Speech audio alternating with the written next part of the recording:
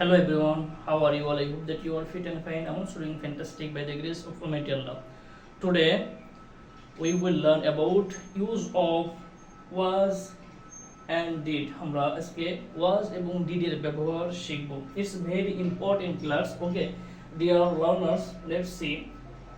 আমি আজ was এবং did এর বিষয়টা ক্লিয়ার করব. It's very important for every English learner.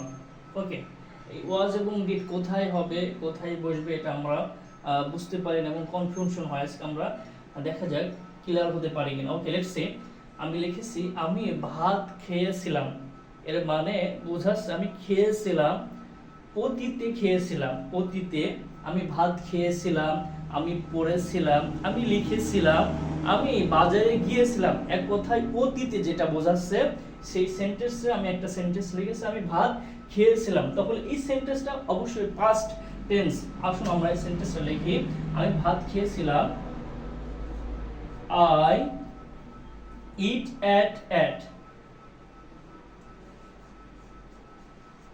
I ate rice.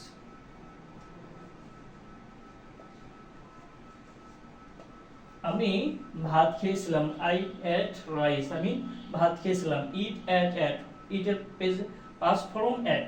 Okay, next sentence আমি ভাত খাইনি। ঠিক একই কথা, আমি ভাত খেয়েছিলাম এর উল্টা আমি ভাত খাইনি, এটা নেগেটিভ, যে আমি খাইনি, আমি খেয়েছিলাম না, আমি খাইনি, একই কথা। তখন এইটা আমরা কিভাবে ব্যবহার করতে পারি আসুন। আমি ভাত খাইনি, তখন এটা নেগেটিভ করতে হলে যেটা ব্যবহার করতে হবে সেটা হচ্ছে did not. I did not eat rice. আমি ভাত খাইনি। ডিড এর কারণে এখানে প্রেজেন্ট ফর্ম হয়েছে, এট থেকে ইট হয়ে গেছে শুধুমাত্র এই ডিড এর কারণে। Okay, I did not eat rice, তাহলে কোথায় ডিড ব্যবহার হয়? পাস্টের নেগেটিভ যে সেন্টেন্সগুলো সেখানে ডিড এর ব্যবহার করা হয়। I did not eat rice, আমি ভাত খাইনি। আমি বাজারে যাইনি, I did not go to market. আমি পড়িনি, I did not read. Okay, next sentence, আমি কি ভাত খেয়েছিলাম?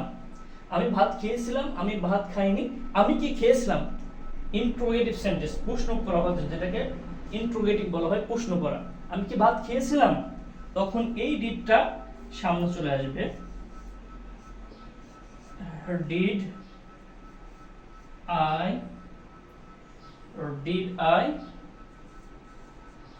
Eat rice. আমি কি ভাত খেয়েছিলাম?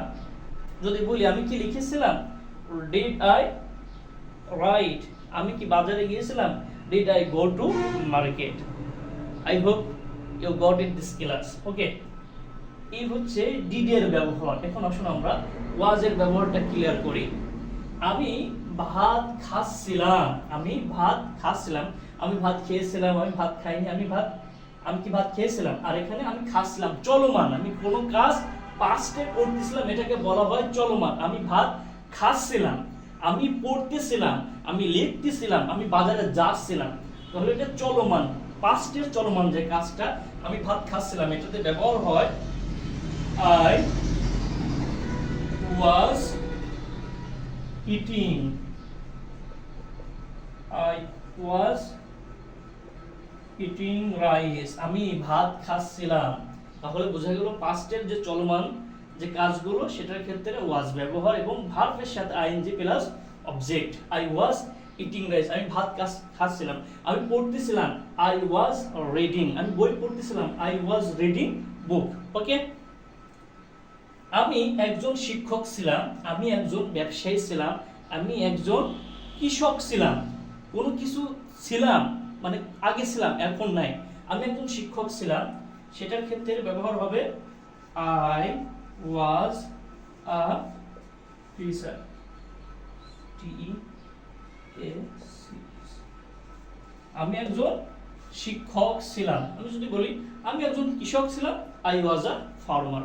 আমি একজন ব্যবসায়ী ছিলাম, I was a businessman.